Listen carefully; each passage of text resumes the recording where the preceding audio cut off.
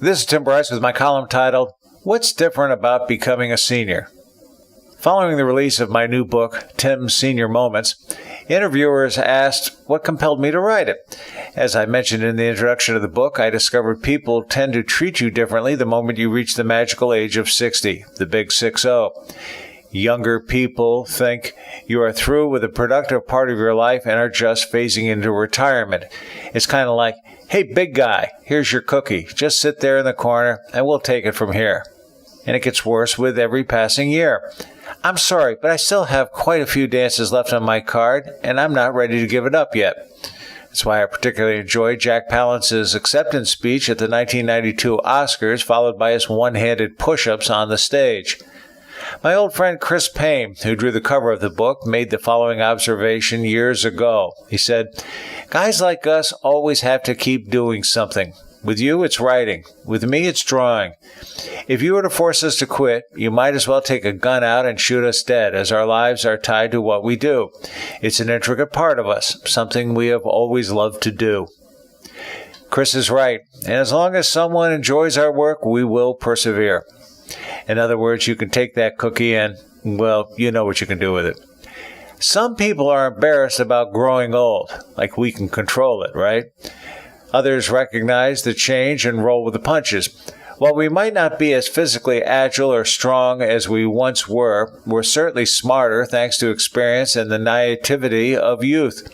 Instead of picking up and moving that refrigerator like I used to, now I say, let me think about that for a moment, and come up with a less strenuous way of moving the object. So yes, we get smarter, or is it guile?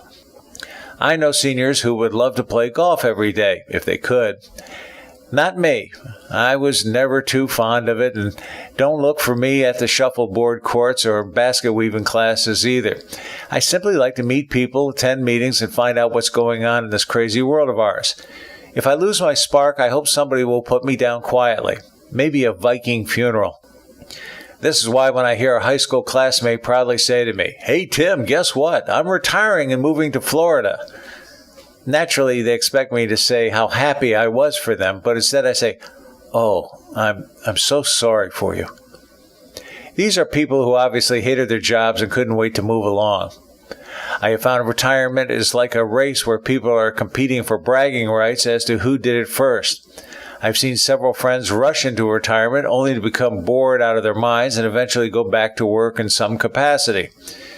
The other thing I mentioned to interviewers is that as you transfer to the senior ranks, your problems and concerns do not dissipate and go away. They just go through a metamorphosis. Now, let me give you an example. As we begin our professional careers and start a family, we are concerned about the development of our offspring. As years go by and our children leave the nest, we honestly believe things will slow down and we can start to smell the roses. Wow, was I wrong?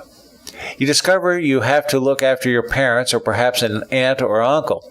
Next, along comes grandchildren to babysit and entertain, and of course, there's your spouse. In other words, your concern and responsibility shift from one group to another. This, of course, assumes you are not a deadbeat and willing to assume responsibility. In fact, the only time you are not taking care of someone is until the end, when you are trying to take care of yourself. As you become a senior, your priorities begin to shift to figure a way out of this life with as few complications as possible. Your mantra becomes simplify, simplify, simplify. You find yourself downsizing to smaller living quarters and disposing of the tons of junk you managed to accumulate over the years. As I often remind people, everything you own, be it valuables, automobiles, houses, and all the other bric-a-brac you possess, must all eventually end up in the junkyard someday, like it or not. So, while my friends line up for shuffleboard or golf, I'd like to learn the tango instead. It sure looks more interesting. But in the end, I'll settle for doing more interviews and lectures on aging. Call me. Friends, keep the faith. This is Tim Bryce in Palm Harbor, Florida. Follow me on the internet at timbryce.com.